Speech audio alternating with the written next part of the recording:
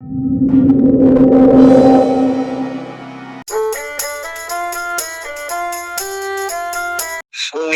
एक विचार, जय सतगुरु मिलते नहीं,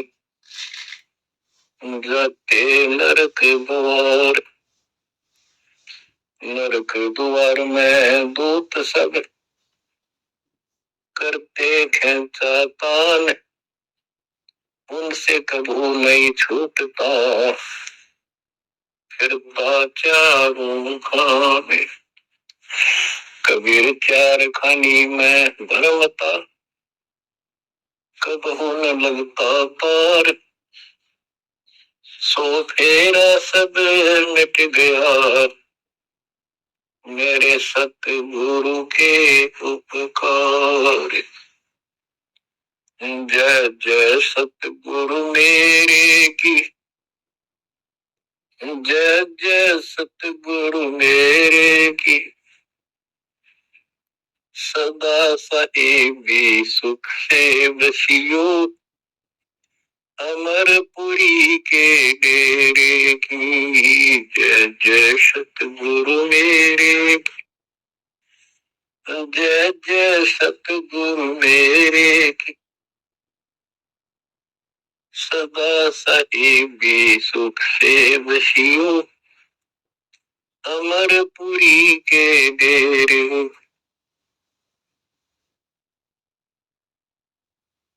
निर्विकार निर्भय तुझी, और सकल बेमान। यदि साधु पूर सकल बेमान, सब पर तेरी साहिब, सब पर तेरी साहिबी। तुझ पर साहिब हो, निर्विकार निर्भय, निर्विकार निर्भय तुझी, पूर सकल बेमान। यदि साधु पूर सकल बेमान, सब पर तेरी साहिब, सब पर तेरी साहिब। तुझ पर साहिब ना, निर्विकार निर्भय। परम पिता परमात्मा कबीर परमेश्वर जी की असीम रजा से बच्चों हमें अपने घर का ज्ञान हुआ। काल के लोग की पीड़ा कितनी भयंकर है, इससे डर बना इसका ज्ञान होने से। और सतलोक के सुख की चाह बनी आपको ये सच्चा मार्ग, सच्चा ज्ञान, सच्चा भगवान और सच्ची भक्ति पूर्ण पूर्ण सतगुरु प्राप्त है। अपनी किस्मत को सराहा करो, ये बंदी छोड़, उस मालिक के गुण गाया करो। ये परमात्मा, हमें इतने निकम्मे इंसानों पर आपने कैसे दया कर दी। हम कैसा जुल्म करके आपको छोड़कर इस गंदे लोक में आए। आप कितने दयालु हो। गरीबदास जी कहते सतगुरु आए दया करी, इस गंदे लोक में झांके भी कोई नहीं ऊपर जाने के बाद। गरीबदास जी कहते सतगुरु आए दया करी इसे गंदे लोक में, और उस सुख स्थान को छोड़कर। जैसे केशव और कबीर रूप वाले दोनों रूप धारण करके आपस में चर्चा करते हैं, हमें समझाते हैं। केशव कहता है कहो कबीर क्यों उतरे, ऐसे मुल्क मलिन है, इसे मलिन लोक में क्यों आए आप। और वो छोड़े हीरे मोती लाल, वहां ऐसे सुख सुविधा छोड़े आप। तो कबीर साहब कहते हैं सागर में आए हैं जीव हमारे लाल, जिनके लिए गोता मारो सर्व जब पेट्रोल पाताल गरीबदास ढूंढता कि मैं अपने हीरे मोती लाल। देखो, सतगुरु आए दया करी, ऐसे दीन दयाल, बंदी छोड़ वृत्तास का, उसका गुण है बंदी छोड़, काल के लोक से छुड़वाने वाले, और जस अग्नि पाल, हमारा पालन पोषण धारण पोषण करने वाले वही हैं।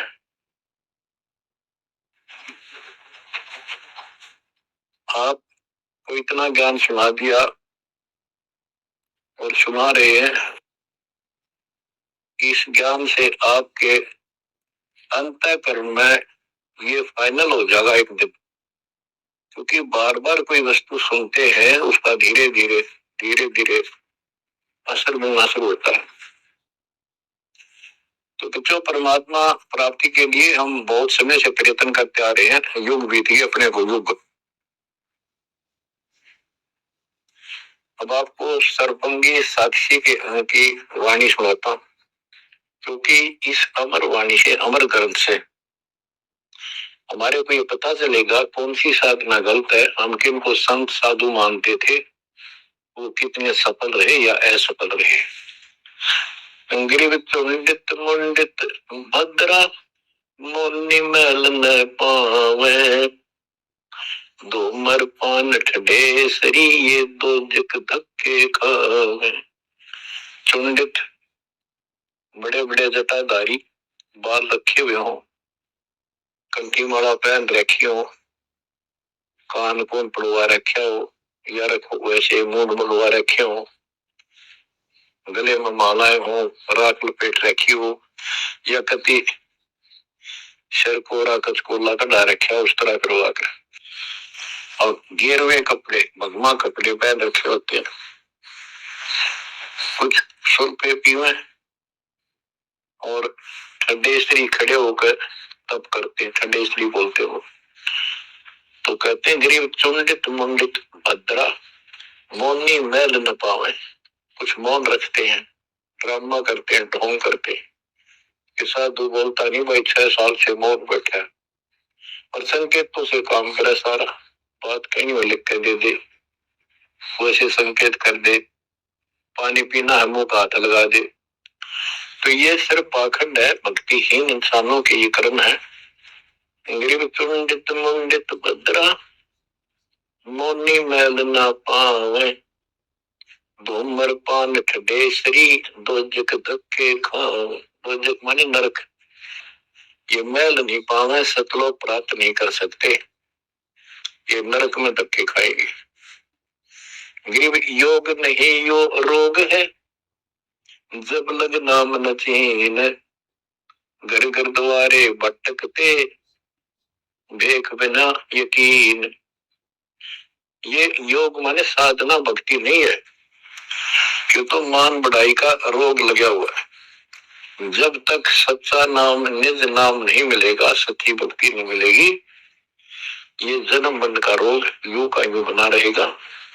और घर घर द्वारे भटकते देख बिना यकीन, देख लिया तो क्या हुआ, जब लग नहीं विवेक, तीन काल निपजे नहीं मिटे कर्म रेख। ये देख लेना होता है किसी विशेष पंथ में, उसकी वेशभूषा ग्रहण कर लेते हैं, दीक्षित माने जाते हैं। जैसे वैष्णव परंपरा के व्यक्ति एक कंठी माला गले में डालते हैं, सफेद बाला पहनते हैं, तिलक लगाते हैं, बड़ी बड़ी दाढ़ी पूछ रखते हैं, इनको वैष्णव साधु बोलते हैं। दूसरे कन पाड़े हैं, कान पड़वा लेते हैं, उनमें बाला जैसी मोटी मोटी मुद्रा डालते हैं, बड़ी बड़ी जटा रखाते हैं, सुलपे पीते हैं, चिमटे रखे। गरीब देख लिया तो क्या हुआ, जब लग नहीं विवेक, तीन काल निपजे नहीं मिटे कर्म रेख। कि ये अलग से कोई वेशभूषा बना के भाई ये आडंबर कर भी लिया, बिना विवेक बिना ज्ञान के इससे कोई लाभ नहीं होगा। तीन काल निपजा नहीं, यानी कदे भी लाभ नहीं होगा, कभी भी नहीं मिटे कर्म रेख, यानी कर्म के दंड पाप कर्म नहीं कटेंगे। ग्रीव अध कपाली तपत है, तल सिर ऊपर पैर, दम का खोज न जाने ही, क्या देही सो बैर। क्या बताते हैं कि कोई ऊपर न पैर कर आसन पर नीचे सिर करके तपता है, कोई किसी प्रकार से कठिन साधना करता है, कि तुम श्वास के सिमरण का दम का खोज न जाने ही, क्या दे ही सुबैर। आप ठीक से भक्ति नहीं जानते, जो श्वास का सिमरण है उसका ज्ञान तुम्हें नहीं है, फिर इस शरीर के साथ क्यों दुश्मनी कर रखी है, इसकी दुर्गति कर रखी, इसको इतना कष्ट दे रहे हो। यादे ही सोंगी नहीं, महंगी रत्नो मोल, जय जाने तो राम जप, नहीं कुल कपाट न खोल। यह देही मनुष्य शरीर इतना सस्ता नहीं है, युगों युगों अच्छे पुण्यों के कारण, धर्म भक्ति करने के कारण मानव शरीर प्राप्त होता है। इसको ये बहुत कीमती है, इसको ऐसे बकवादों मत को। फिर तो साधना नहीं करते, करते हैं तो ये शास्त्र विरुद्ध करते हो, ये सब गलत बताइए। गिर पर्वत डूंगर क्यों चढ़ो, बस्ती तो जो न गांव, बन बस्ती में एक सा, जाके हृदय राम। पर्वत डूंगर क्यों चढ़ो, कहीं जाने की आवश्यकता नहीं है। परमात्मा की सच्ची भक्ति अपने घर पर करो, कहीं भी करो, वो सच्ची भक्ति होनी चाहिए। ग्रीव सत्य पुरुष निर्गुण कला, सरगुण कल्प विनोद, ओहम सोहम से भिन्न अक्षर को शोध। परमात्मा कबीर जी की भक्ति करो, और ओम सोहम तो आपको बता ही रखा है, इससे भी अलग एक मंत्र है, उस मंत्र को विशेष ध्यान से जाप करो। गिर बिना साठ साधु नहीं, सुनो सियानी लोए, सारा वर्ष भादुआ कारद सिद्ध ने होए। जैसे समय पर बारिश होती है तो उससे फसल अच्छी होती है, बगैर किसी समय के बारिश होती है तो उससे कोई लाभ नहीं होता। ग्रीव साध नदी और मेघ जल, कहीं कहीं है मौज, निंदत पापी मारिये, जिन घर दौड़े पौधे। ग्रीव दैत दल धर्मलय, असुर दल आसगे, मंडी मसाणों निसंग फिरे, जीवे जब लग जोखिम नहीं, मरा जब निसंक मरे। यानी सच्ची भक्ति परमात्मा कबीर जी की सत साधना पूरे सतगुरु से लेकर जो साधना करता है भक्तमती बच्चे, वो कहते हैं मंडी मसाणों, शमशान घाटों पर, मंडियों पर जो लोग जहाँ पूजा बकवाद करते हैं, और राक्षसों के झुंड, ये भूत प्रेत घूमते फिरते हैं, कि इनमें की निसंग फिरो, निर्भय होकर घूमो, जीव जब लग जोखिम नहीं, और मरो जब निशंक मरो, कि परवाह ना करना। परमात्मा कबीर जी कहते हैं, गरीबदास जी कहते हैं, परमात्मा कबीर जी तेरे सक्षम है, अपने भगत को इतने जीवन रहेगा, इतने कोई टेंशन नहीं होने देंगे, कोई दिक्कत नहीं आने देंगे। मरा जब निर्भय होकर शरीर छोड़ देना, आपके लिए विमान तैयार मिलेगा, टेंशन ना लेना। ग्रीव चंद्र सूर्य की आयु लग, जे जीव का रहे शरीर, सतगुर से भेटा नहीं तो अंत कीर का कीर। चंद्र और सूर्य, चांद और सूरज की आयु लग, यदि जीव का शरीर रहे और सच्ची भक्ति पूरे सतगुरु से प्राप्त नहीं हुई, तो कितनी साधना करता दिखता, अंत में कीड़ा मकोड़ा, कीड़ का कीड़ा। गिर एक पलक जुग जीवना, जे सतगुरु भेटा होए, रोम रोम तारी लगे, सुरति सुहंगम पोए। कि एक पलक यानी कुछ समय के लिए भी सत्य सतगुरु की आपने संगत सत्संग सुन लिया, तो धीरे धीरे आत्मा उसको कैच करती चली जाती है, रुचि बढ़ती चली जाती है, और फिर अंत में दीक्षा लेकर अपना कल्याण कराता है। गिरव डेरे डंडे खुश रहो, खुशे लहन मोक्ष। गुरु प्रहलाद उधर गए तो डेरे में क्या दोष। अब जैसे बहुत सी धारणाएं गलत पैदा कर रखी है, कहां कहां से समझाई आपको। इतने उल्टी सीधी बातें घर कर रखी है, हमारे हृदय डाल रखी है, प्रत्येक व्यक्ति को अज्ञान से भर रखा कूट कूट के। कई कहते हैं कि गृहस्थी पार नहीं हो सकते, बाल ब्रह्मचारी रहो, उनकी मुक्ति होगी। गरीबदास जी स्पष्ट करते हैं कि डेरे डंडे खुश रहो, खुश रे लहन मोक्ष। यदि ब्रह्मचर्य का पालन करने मात्र से मोक्ष होता है तो ये हिजड़े तो पहले पार हो जाए, इनका तो कोई दिक्कत को नहीं किसी प्रकार की। फिर कहते हैं ध्रुव प्रहलाद उधर गए, फिर डेरे में क्या दोष।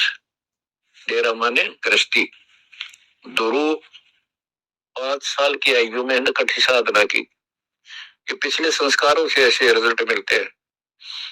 इनको परमात्मा मिले विष्णु रूप में, इसने राज मांगा, इसको राज मिल गया। इसका भाई उत्तम को राज दे दिया गया था, जो इसकी मौसी का बेटा था, और वो किसी लड़ाई में मारा गया। इकलौता पुत्र शेष ध्रुव बच गया उत्तान पात के। तो वो राज जो मां ने कर्म फोड़ के एक भगत को सताकर अपनी बहन को भी सताया था, इस सुरीति ने, जो उत्तम की मां थी। ध्रुव का भाई उत्तम था, मौसी का बेटा। तो उसने इतने कर्म खराब किए, अपनी बहन को सताया, ध्रुव भगत को तंग किया, उसका लात मारी, धक्के मारे, अपने बेटे को राज दिलाया। परमात्मा की लीला देखो। उत्तम युद्ध में मारा गया, ध्रुव को फिर वो राज मिला। ध्रुव की अपनी भी शादी हो चुकी थी और उत्तम वाली पत्नी भी ध्रुव के साथ लगाई गई। तो कहने का भाव ये है, बकवाद नहीं चले। वे विचार परमात्मा को कति पसंद नहीं, पर शादी विवाह कभी मना नहीं किया। ब्रह्मा विष्णु महेश तीनों शादीशुदा, और इनके पास के लोगों ब्रह्मचारी रहना चाहिए।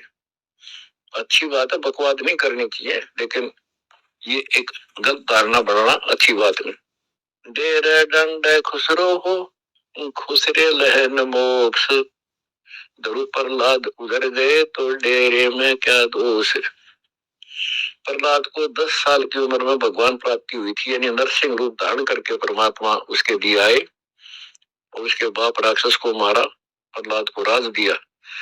प्रहलाद का विवाह हुआ, प्रहलाद का पुत्र बैलोचन हुआ, और बैलोचन के राजा बलि हुए, जो प्रहलाद का पोता था राजा बलि, जिसने 100 अश्वमेघ यज्ञ की, और परमात्मा बावना बनकर आए और उसका वो यज्ञ खंड किया, पाताल का राज दिया। तो कहने का भाव ये है कि जब तुम मानते हो ध्रुव और प्रहलाद पार हो गए, तो जब ये पार हो गए तो गृहस्थी में क्या दिक्कत है।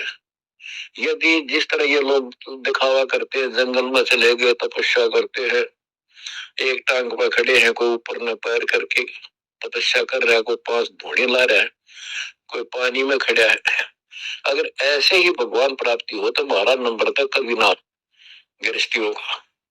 जबकि साधना थी यही थी, डेरा डंडा खुश रहो, अपने घर रहो, भक्ति करो, धंधा करो, निर्वाह करो, निर्वाह के लिए काम करो। जैसे गीता अध्याय 3 श्लोक 9 में कहा है कि अर्जुन, यदि तू एक स्थान पर बैठ कर भक्ति करेगा तो तेरा निर्वाह कैसे चलेगा।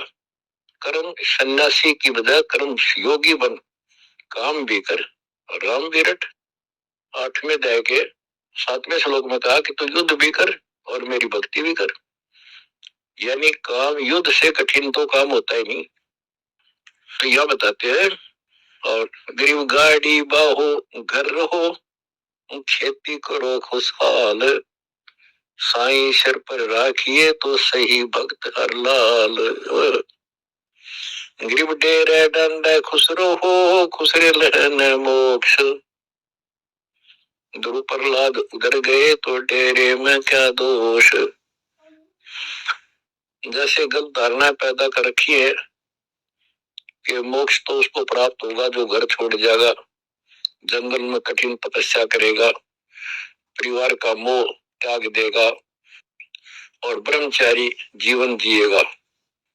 तो यहाँ गरीबदास जी स्पष्ट करते हैं कि डेरे दंड खुश रहो, ये खुश रे लह ना मोक्ष, अपने घर पर रहो आराम से।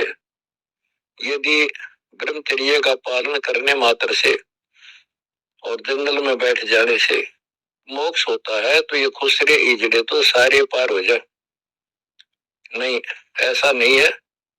आप मानते हो ध्रुव पार हो गया, आप मानते हो प्रहलाद पार हो गया। ध्रुव 5 साल की उम्र में भक्ति के लिए निकला, कठिन साधना की, उनका विश्वास देखकर भगवान ने उनको दर्शन दिए। ध्रुव को राज की चाह थी और कुछ नहीं मांगा था, क्योंकि कारण क्या था, उत्तानपाद राजा था और ध्रुव की माँ उसकी पत्नी थी या राजा की रानी थी। उसको कोई संतान नहीं हुई, वृद्धावस्था हो गई थी, आधे से ज्यादा उम्र हो गई थी। तो उसकी ध्रुव की माँ सुनीति थी। सुनीति ने अपने घर जाके अपने माता पिता से अपनी छोटी बहन की राजा के लिए मांगा। कारण ये था कि एक दिन नारद जी आए, नारद जी ने बताया उस सुनीति को, ध्रुव की माँ को, कि राजा दूसरी शादी करे, उसके बाद आपको पुत्र पहले होगा, उसको बाद में होगा, वैसे संतान नहीं होगी, ये संयोग है। रानी ने राजा को मनाया, अपने घर वालों से रिक्वेस्ट करी, आखिर में उस लड़की छोटी बहन को राजा के शादी करवा दी। अब सुरीति ने ये ईर्ष्या होगी कि मेरी बहन ने मेरा जीवन बर्बाद कर दिया, एक बुढ़े का ब्याह करवा दिया मेरा, मैं किसी राजा के शादी होती, स्वतंत्र रहती।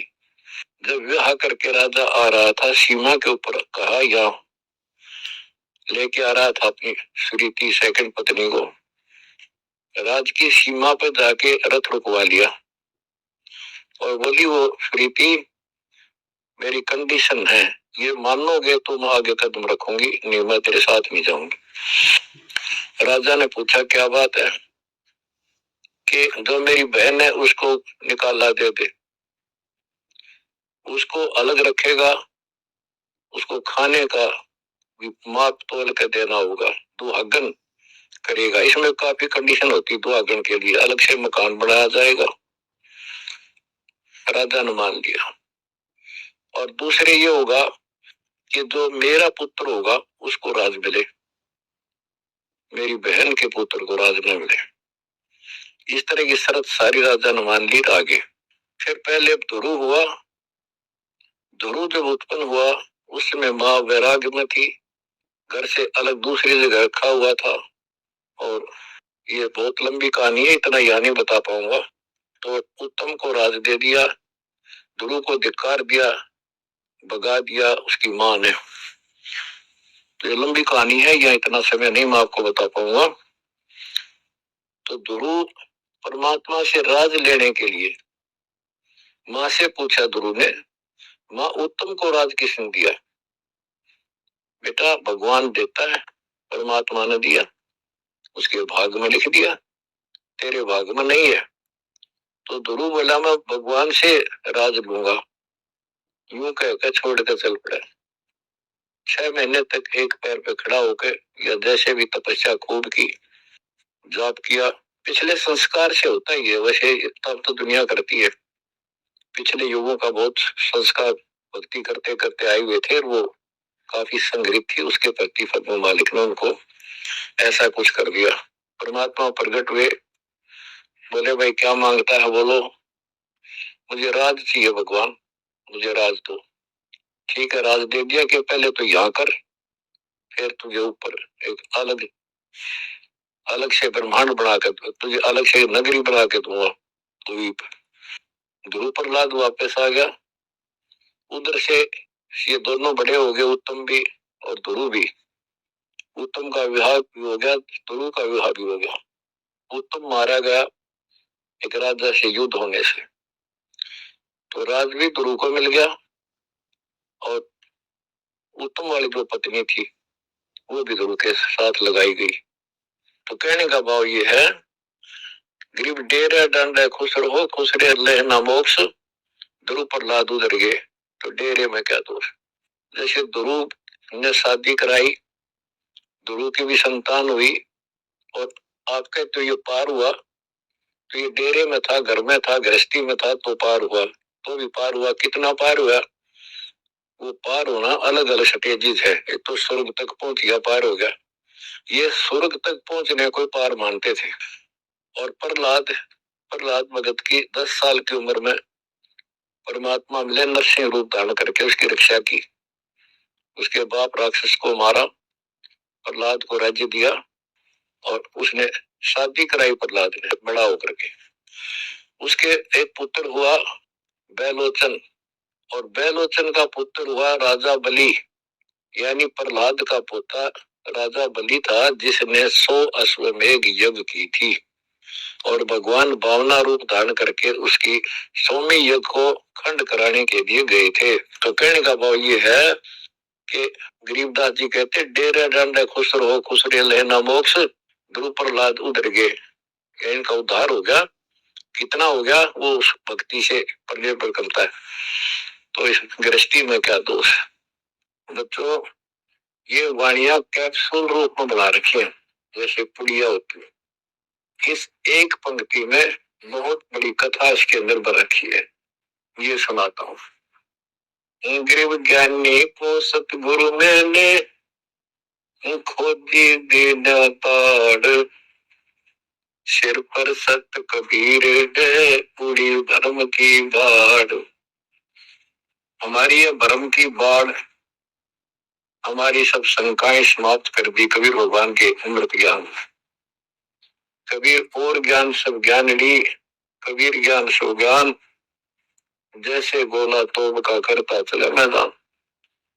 गरीब दत्ता जी आगू मेले, दक्षिण बीच दयाल, सूखा खूंट हरा हुआ ऐसे दीन दयाल। दत्ता जी आपको मिले, दक्षिण बीच दयाल, सूखा खूंट हरा हुआ ऐसे दीन दयाल। एक दत्ता तथा जिया नाम के 2 ब्राह्मण भाई थे। इनको तत्वा जीवा भी कहते हैं। ये अपनी देसी भाषा में गरीबदास जी ने दत्ता जिया का है। ये गुजरात स्टेट के अंदर एक भरूच शहर है, भरूच, समुद्र के किनारे पर। और उससे 12 किलोमीटर दूर एक मंगलेश्वर गांव है। हम खुद देख कर आए थे उसको, उस स्थान पर। कई भगत थे मेरे साथ। तो मंगलेश्वर गांव के पास एक शुक्ल तीर्थ नाम का गांव हुआ करता था, जिसमें जिया और दत्ता, ये 2 ब्राह्मण भाई भी रहते थे। वो सारा ब्राह्मणों का ही गांव था। वो आसपास गांव में जाके पंडिताई किया करते थे। दत्ता और जिया बहुत ही परमात्मा के चाहने वाले थे। वो सत्संग सुनने जाया करते थे। जहां भी किसी साधु संत का सत्संग होता था तो सभी ये कहते थे अभी मोक्ष के लिए पूर्ण सतगुरु की आवश्यकता होती है। गुरु बिन मोक्ष नहीं होगा, गुरु बिन सत्य ज्ञान भी नहीं होगा। जहां भी जाते थे वो मंडलेश्वर प्रवक्ता एक ही बात बताते थे। तो जीवा और दत्ता ने, जीवा और तत्वा ने, दोनों भाइयों ने विचार किया कि भी जहां भी हम सत्संग जिसका सुनते हैं वही हमें तो बहुत पूर्ण गुरु लगे। जिसके विचार सुनते हैं वो उससे भी अच्छा लगता है। और पूरे गुरु बिना बात नहीं बने, मोक्ष नहीं हो। ये तो असंग जन्म हमने जन्मते और मृत्या को होगी। जैसे परमात्मा कबीर जी क्या करते हैं, किसी भी रूप में आकर, और कहीं जगह मेले मेले भरा करते हैं इनके तीर्थ तीर्थों पर, वहां चले जाते थे। वहां खड़े होकर शब्द सुनाने लग जाते और 10, 20, 50 व्यक्ति भगवान के चाहने वाले उनकी वो बातें सुना करते थे। तो जीवा और दत्ता को किसी स्थान पर परमात्मा उन्हीं के लिए जाते हैं क्योंकि वो भटक रहे भगवान के। ये बातें बताई कि पूर्ण सतगुरु सच्चा ज्ञान हो तो तब मार्ग का राह मिलेगा, मोक्ष मिलेगा। असंग जन्म पर मत हो गए, कुछ नहीं हाथ लग गया, इस तरह की जबरदस्त बातें बताई। तो उनसे प्रेरित हुए, उनको नहीं पता था ये कौन है। उन्हें तो एक भगत महीना गीत गा शब्द शब्द सुनाने वाला। फिर वो साधु संतों की तलाश में चल पड़े। जहां भी जावे एक से एक बढ़िया लगती थे, दात प्रवचन करे, बड़ी बड़ी कथा सुनाओ, संस्कृत की भाषा में जबरदस्त बोले, स्पीच करे, प्रवचन करे। आखिर उन्होंने सोचा भी एक हम कैसे निर्णय करें, यो संत पूरा हरियो नहीं, हम किसी को पूरा संत मानकर उसके आश्रित हो जावा, अंत में उस पता चले उस पूरा नहीं, मनुष्य जीवन तक गया ही, ये बार बार नहीं मिलेगा। आखिर में उन्होंने फैसला कर लिया कि हम एक बड़ के पेड़ की सूखी टहनी लगाएंगे, गमला बना कर धरती में गड्ढा खोद कर जैसे पौधा लगाकर, और जिस संत के चरणामृत से ये हरी होगी हम उसको गुरु बनाएंगे। उन्होंने सब मंडलेश्वरों जहां भी कोई तरती संता होंगे बेचारे दुख सुख पाकर पैदल चल लगे, उनके चरण धोए, महाराज चरणामृत देते, कौन बना कर चरणामृत को लावे और डाल, कोई कुछ नहीं हुआ। तो उन्होंने कहा है परमात्मा धरती पे संत नहीं है, और संत नहीं है तो हमारा मोक्ष नहीं, इसलिए हे परमात्मा हमारा को मानव जीवन शेष बचा है, इसको खत्म कर दो, हम दोनों को मार दो, कभी पृथ्वी पर संत हो तो जन्म देना। यूं कहकर खूब फूट फूट कर रोने लगे। काफी देर रोज एक टेंशन में रहने लगे, खाना पीना लगभग छूट गया। किसी तो मर जाना अच्छा है, ये तो पशु जैसा जीवन बहुत बार जी लिए। तो कभी साहब सुना गए थे, कहीं कहीं इकट्ठे होकर खड़े हो जाते थे, भटकते थे, वहां मालिक भी किसी न किसी रूप में चले जाते थे। उनके यह प्रेरणा भर दी थी, बाकी ये मंडे सुना कि बस में या भी ना थे, किसी प्रेरणा भर दे, इतना वैराग डाल दे। एक दिन परमात्मा पहुंचे उस सुपर तीर्थ गांव में, गली में जा रहे थे तो दत्ता बाहर निकला और बोला, जीवा देख एक संत घूम रहा गली में, कहो तो बुला लो। जिया बोला रहा है, संत इसे मंडलेश्वर देख लिए कि सड़क साफ पर के पाओगे, क्यों जी दुखी करे और कई दिन रोना पड़ेगा, कुछ ना निकल पड़ रहा है। दत्ता बोला मेरा तीसरा दिल करे है, बुला लो नेक में। भाई साधु सा दिखा है, चेहरे से बहुत अच्छा लगा, देखते आत्मा खुश हुई। जिया बोला बुला मैं क्यों ना, तो वो तो बुला लिया, एक बैठने का मुद्दा सा दे दिया, सकूल सा, बैठो महाराज बैठो। दत्ता ला जीवा ला, परात निकाल कर थाली महाराज के चरण धो के और जा जीवा उसमें डाल दे, पौधा में डाल अगर संता के चरणामृत इधर उधर में डालिए, कितने गमले में डाल दे। अब जीवन डालने लग रहा है, डालते पोपल टूटे पड़कर बड़की डाली के वट वृक्ष की टहनी के। जिया बोला दत्ता बात आइए आइए, क्या होगा? दोनों देखकर सुन हो गए, आते पैर पकड़ दिए, हे परमात्मा हमने तो ये सोच लिया था धरती पर संत नहीं है। कबीर साहब बोले जिस दिन पृथ्वी पर संत नहीं होगा आगे लगी जाएगी इसको, या कोई नहीं बचेगा, काल फूक देगा पृथ्वी। हे मालिक आप पहले क्यों ना आए, हम तो बहुत भटक लिए थे, हम तो सोच लिया था धरती में कोई संत नहीं, और हम तो मरा हो भूखे पैसे रह के, कभी ना जीन के रहे थे ना मरण के। तो परमात्मा से काफी लिपट के सीने के लोग के कभी चरणों में गिर के और सो शुक्र बनाओ, हे परमात्मा पहले क्यों नहीं आए, हम तो मेरे लिए कभी सारे घूम लिए मिलने से रोके, किसी के पास कुछ नहीं पाया। परमात्मा बोले बच्चों ये संत की पहचान नहीं थी जो तुम कर रहे थे, कि क्षत भी करते थोड़ी बहुत संस्कार जादूगर कर देते हैं, हथेली में गेहूं हरे कर देते हैं, ये कोई पहचान थोड़ी है। तुमने ये क्या तरीका अपनाया था।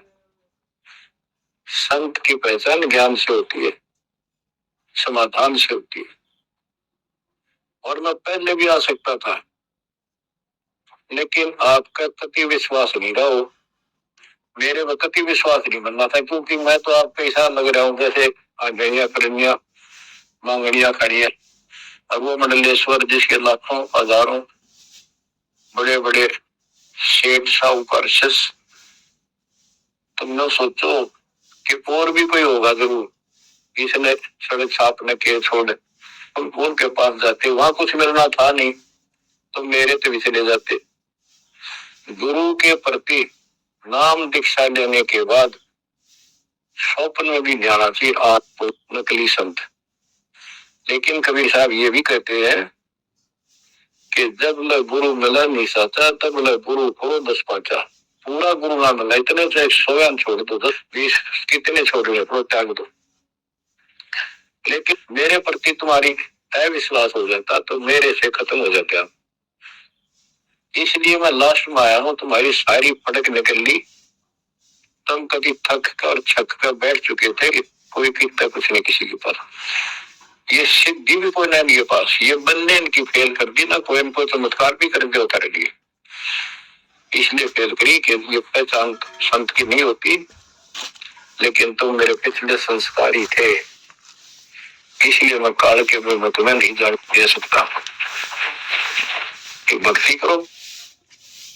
अब उन्होंने सब वो बकवाद पूजाए जो यजमान बना रखे थे वो छोड़ दिए, कोई किसी का झाड़े झूड़े लाना या किसी के मृत्यु पे जन्म होने पर किसी का नहीं जाना छोड़ दिया, सत साधना करने लगे, जमीन थी अपना खेती करे और परमात्मा की कृपा से बढ़िया गुजारा हो गया। ब्राह्मणों को इस बात की दिशा होगी, इन्होंने तो धर्म बदल लिया और हमारी सब क्रियाएं छोड़ दी, स्कूल को जाति से घेर दिया, निकाल दिया। फिर क्या होता है, चलो निकाल लिया, रोज जाति तो कोई फर्क नहीं पड़ता, उन्हें तक मैं कमा के खाना था, भक्ति करनी थी, मोह पाना था। एक लड़का था, एक लड़की थी, दोनों भैया जवान हुए, ब्राह्मणों को यहाँ शादी के लिए जावे, रिश्ते के लिए लड़की का सब मना कर दिए, तुम तो जाति बहिष्कृत हो, हम तुम्हारी कन्या का वहां दे देंगे, रिश्ता नहीं कोई। दोनों टेंशन में आ गए। कबीर साहब बोले ऐसे करो, तुम ये अफवाह फैला दो कि भाई जीवा का लड़का और दत्ता के लड़के की शादी कराएंगे उस दिन, और तक ना हमारे बच्चा ने उठता नहीं, हमने तो आपस में ब्याह करना पड़ेगा। ये सारा सुरसरा फैला दिया, पंडितों की पंचायत हुई, उन्होंने कहा भाई विचार किया कि ये तने पुण्य होगे सो होगे, फिर बच्चों का क्या दोष है, बच्चा ना ब्याह होंगे भाई ये तो जुल्म होगा, कभी दिन भ्रष्ट हो जाएगा, पान भाई का ब्याह कभी बात रहे कभी दुनिया थूकेगी हमारे गांव को। पंचायत होने के बाद 10-20 आदमी आए, नो बोले भाई सुंदर क्यों कदम उठाओगे तुम, यह बेटी हमारी है, बेटा हमारा है, हम इनका रिश्ता करेंगे। दोनों का रिश्ता हो गया। परमात्मा बोले देखा बेटा मांगने ना फटकरी रंग भी आया चोखा हो गया, ब्याह भी हो गया और सारे काम हो गए, टेंशन ना लो। तो बच्चों मुश्किल से आसान करेगा आने के, एक केसो बंजारा उतरा जान के, तो कहते हैं ऐसे कोई दिक्कत आओगी तो मालिक 100 समाधान निकालेगा, पर निकालेगा तब जब आप उसके प्रति पूर्ण रूप से समर्पित हो जाओगे। ग्रीव आसन अचल कबीरे का, सबका सतगुरु एक, ब्रह्मांड की सो समझ ले, या धूमे के शीरेख, कि 21 ब्रह्मांड को देख ले, ये धूमे के शीरेख यानी कति नासवान, बिल्कुल अस्थायी, इनका कोई अस्तित्व नहीं।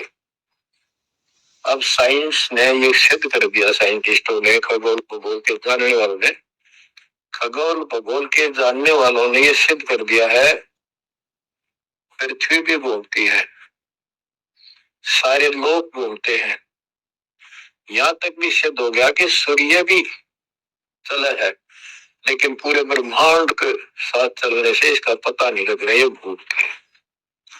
कहने का भाव ये सारे ऐसे लटके हुए हैं जैसे पतंग, गरीबदास जी ने कहा सर्वलोक ऐसे है जैसे पतंग आकाश में लटके पड़े हैं, और जिस दिन भी इसका अंत होगा सारे एक दूसरे से टकरा टकरा कर आग लग जाएगी, क्या कोई ठीक ठिकाना नहीं है।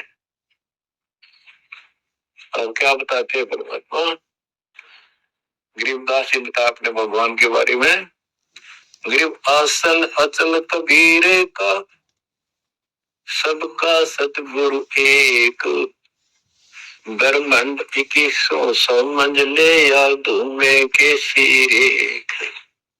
21 ब्रह्मांड को से सब नासवान धूमे के साथ धूल सी उठ रही है, नथिंग एल्स। तो इस शरीर में देखो अपने कितना सुंदर लगा है, कितना अच्छा, कितना प्यारा, हरकत खूब, एक्सरसाइज इसमें करा, कुश्ती इसमें करा, छलांग इसमें लगा ला, ये मालिक की कृपा से सारा कुछ हो रहा है, उसने इसमें शक्ति दे रखी है। और जरा सी उकचुक हो जा, हाथ ना उठा आदमी का, अगर मार जब वो पहलवान। तो परमात्मा कहते हैं इस कच्चे शरीर में इतना मत भूल, भगवान को ना भूल, ये लोक अच्छा नहीं है, या कोई भी ठीक नहीं है, या जो दिखाई देता है सब नाशवान है। गरीबदास कहते दृष्टि प्लस अपना है धर्म मर कैलाश, जब कृत्रिमवादी झूठ है बनावटी, ये सारा बनावटी है। सुरत समो श्वास,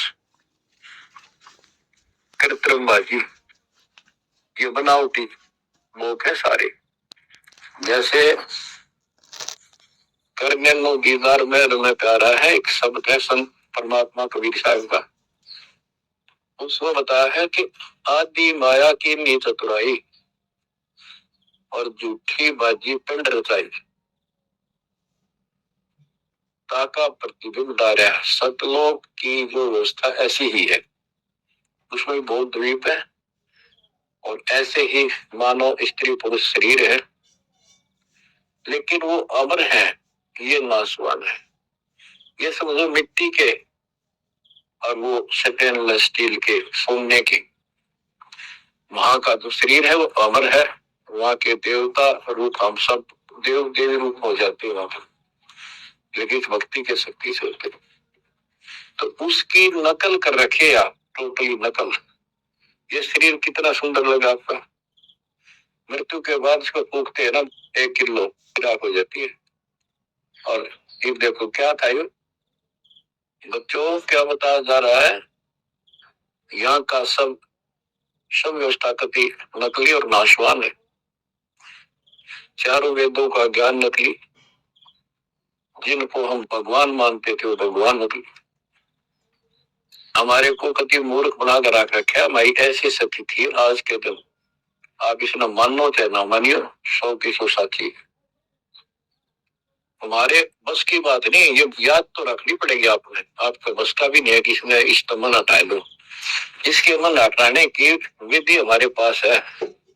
इस ज्ञान को जरूर सुनते रहो, 100 काम छोड़ कर सुनो जब तक जाता नहीं, रजा कर रखिए, ये आपको अंदर से मांझ देगा आत्मा न कति। आत्मा को इतनी प्रबल कर देगा नो अटक खड़ी हो जाएगी मन के साथ एक दिन, इसका डट का मुकाबला करेगी। तो जब हाथ खड़े कर दे है या मंत्र आदेश रहे वो हो जाएगा, काम छोड़ देगा और नो हो जाएगा, नुकसान हो जाएगा। इस ज्ञान से इतनी मजबूत हो जाए कि होने होगा और मरे गए तो फिर यू काम लोग के साथ पाएंगे। ज्ञान बिना बात नहीं बना करती। गोरख से ज्ञान नहीं गणे, दुनिया ज्ञान बढ़ता थी है और बहुत सी छोटी छोटी बातों से प्रसिद्धि पता नहीं